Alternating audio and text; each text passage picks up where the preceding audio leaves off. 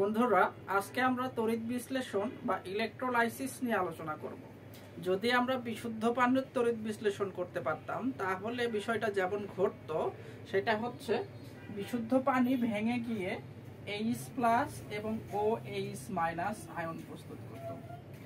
এইবারে যদি আমরা দুইটি তড়িৎদ্বারকে, এই যেখানে লাল রঙের দুইটা তড়িৎদ্বারকে আমরা যদি ইলেকট্রিক ওয়্যারের সাহায্যে ব্যাটারির সাথে কানেকশন দিতাম, তখন আমাদের এই তড়িৎদ্বারটা ঋণাত্মক চার্জে চার্জিত হইতো এবং ডান পাশের তড়িৎদ্বারটা ধনাত্মক চার্জে চার্জিত হইতো।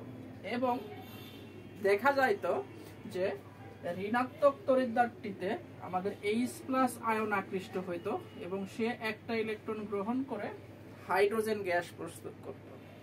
পক্ষান্তরে তোমরা দেখতা যে হাইড্রোক্সিল আয়ন, এটা যেহেতু ঋণাত্মক আয়ন, এইটা পজিটিভ তড়িৎদ্বার দ্বারা আকৃষ্ট হইতো এবং সেখানে গিয়ে সে ইলেকট্রন ত্যাগ করে অক্সিজেন গ্যাসের বুদবুদ তৈরি করত। তাহলে বিক্রিয়াটা কেমন হয়তো দেখো, মনে রাখবা অ্যানোডে সবসময় জারণ বিক্রিয়া ঘটে। অ্যানোডে যে ব্যাপারটা ঘটতো সেটা হচ্ছে চারটা হাইড্রোক্সিল চারটা ইলেকট্রন ত্যাগ করত, চারটা ইলেকট্রন ত্যাগ করে উৎপন্ন করতে হচ্ছে অক্সিজেন গ্যাস, এর সাথে উৎপন্ন হইতো পানি। ঠিক আছে? আর ক্যাথোডে যে বিক্রিয়াটা ঘটতো সেটা হচ্ছে অনেকটা এরকম। ক্যাথোডে যেই চারটা ইলেকট্রন অ্যানোডে দান করা হয়েছে সেই চারটা ইলেকট্রন ক্যাথোডে গ্রহণ হইতো। তো ক্যাথোডে গ্রহণ করতো কে দেখো, চারটা H+ আমাদের এই ঋণাত্মক পাত থেকে চারটা ইলেকট্রন গ্রহণ করে সে উৎপন্ন করতে হচ্ছে 2 অণু হাইড্রোজেন গ্যাস।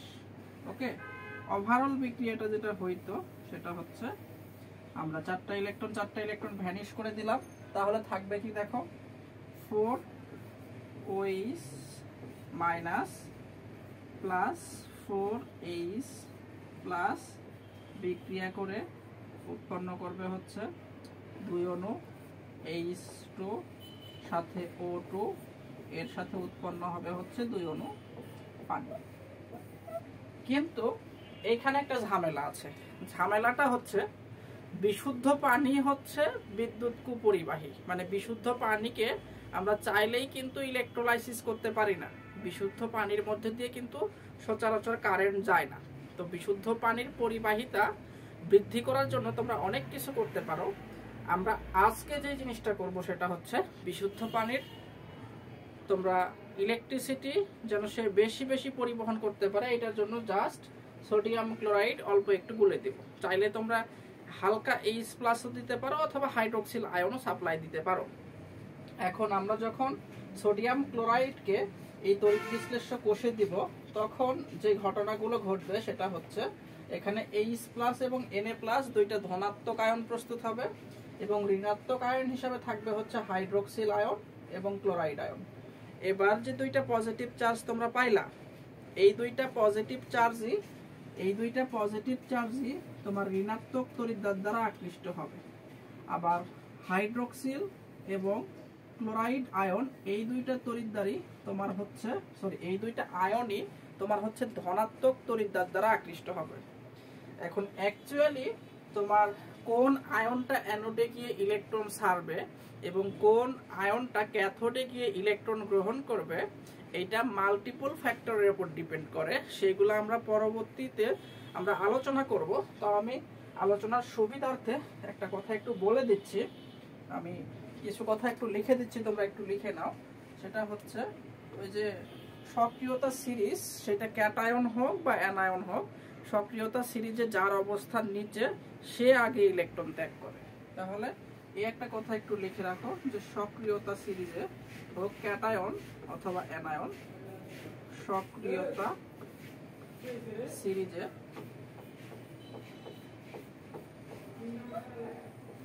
যার অবস্থান নিচে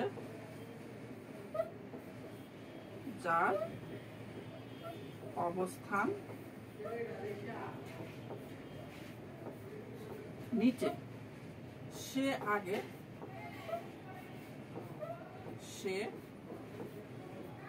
আগে চার্জ মুক্ত হবে। এটা প্রথম পয়েন্ট।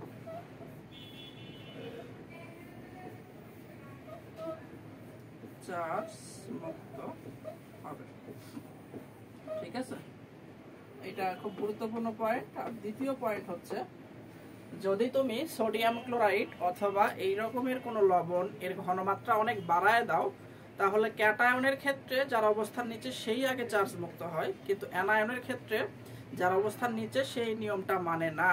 আমি আবার বলছি, অ্যানায়নের ক্ষেত্রে নিয়মটা মানবে না যদি সোডিয়াম ক্লোরাইডের ঘনমাত্রা অনেক বেশি হয়। তো আমরা জাস্ট ধরে নিলাম আজকে যে সোডিয়াম ক্লোরাইডের ঘনমাত্রা অনেক বেশি ছিল, ঠিক আছে, অর্থাৎ ব্রাইনের ইলেকট্রোলাইসিস করলে কোন ঘটনাগুলো ঘটবে অ্যানোড ক্যাথোডে সেই বিক্রিয়াগুলো আমরা পর্যায়ক্রমে দেখার চেষ্টা করব, ঠিক আছে। আমি একটু পরবর্তী স্লাইড নিয়ে নিচ্ছি তোমাদের সুবিধার্থে।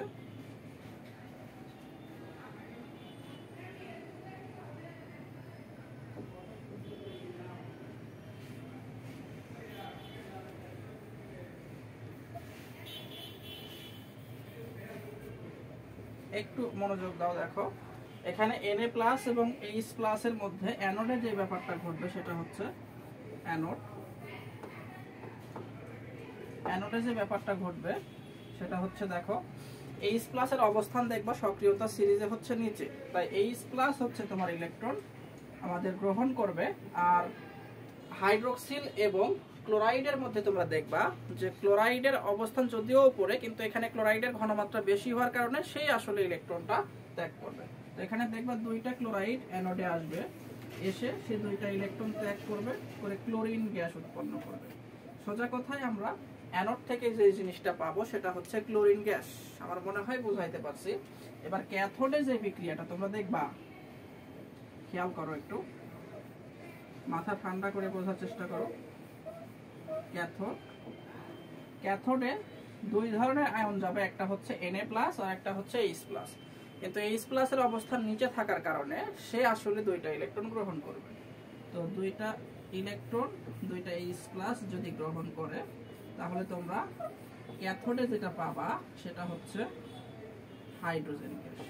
অর্থাৎ ব্রাইনের যখন তোমরা তড়িৎ বিশ্লেষণ করছো তখন অ্যানোডে পাচ্ছ কি? অ্যানোডে পাচ্ছ হলো ক্লোরিন গ্যাস, দেখো। আর ক্যাথোডে পাচ্ছ কি? ক্যাথোডে পাচ্ছ হচ্ছে হাইড্রোজেন গ্যাস। আর দ্রবণে আরো দুইটা আয়ন কিন্তু অবশিষ্ট রয়েই যাচ্ছে। কি কি বলতো? একটা আয়ন থাকছে হলো Na+, আর একটা আয়ন থাকছে হচ্ছে হাইড্রোক্সিল আয়ন।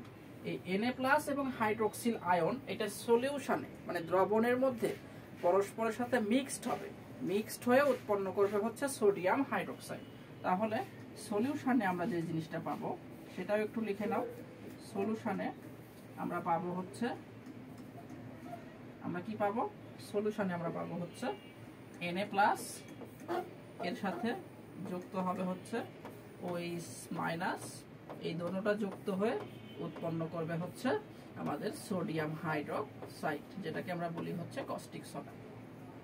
আমরা এই যে সমুদ্র থেকে যে লবণের পানিগুলো পাই বা সমুদ্রের পানিকে যদি আমরা ইলেকট্রোলাইসিস করি তাহলে কস্টিক সোডা পাবো, যেটা কিন্তু কস্টিক সোডার একটা গুরুত্বপূর্ণ উৎস বলা যেতে পারে। ঠিক আছে, তো এইটা ছিল তড়িৎ বিশ্লেষণ নিয়ে হালকা পাতলা কথাবার্তা, যেখানে তোমার কি কি থাকে, একটা পাত্র থাকে, একটা তড়িৎ বিশ্লেষ্যের তোমার কি থাকবে, পদার্থ থাকবে বা তড়িৎ বিশ্লেষ্য বা ইলেকট্রোলাইটস যেটাকে আমরা বলি, এর সাথে কিছু থাকবে হচ্ছে একটা ব্যাটারি, সাথে থাকবে হচ্ছে দুইটা দ্বন্দ্ব যেটাকে আমরা বলতেছি ইলেকট্রোড, আর সাথে থাকবে হচ্ছে তার।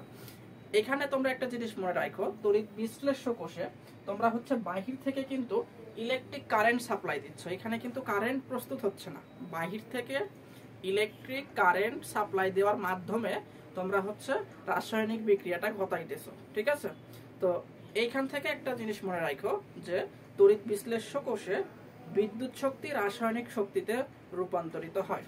এবং এইখানে তোমরা দেখতে পাইলা যে অ্যানোড এবং ক্যাথোডে কি বিক্রিয়া ঘটছে। অ্যানোডে ঘটছে হচ্ছে জারণ বিক্রিয়া, আর অ্যানোড সবসময় ধনাত্মক হবে, মনে রাখবে। তড়িৎ বিশ্লেষ্য কোষের অ্যানোড কি হবে? অ্যানোড হবে হচ্ছে ধনাত্মক, অ্যানোড হবে ধনাত্মক। আর ক্যাথোডটা হবে হচ্ছে ঋণাত্মক। ক্যাথোড কেমন হবে? ক্যাথোড হবে হচ্ছে ঋণাত্মক। তড়িৎ রাসায়নিক কোষে কিন্তু এই জিনিসটা উল্টা হয়ে যায়। তো আজকের লেকচারটা আমি এই পর্যন্তই রাখছি। দেখা হবে পরবর্তী কোনো লেকচারে। ভালো থেকো, সুস্থ থেকো, আল্লাহ হাফেজ।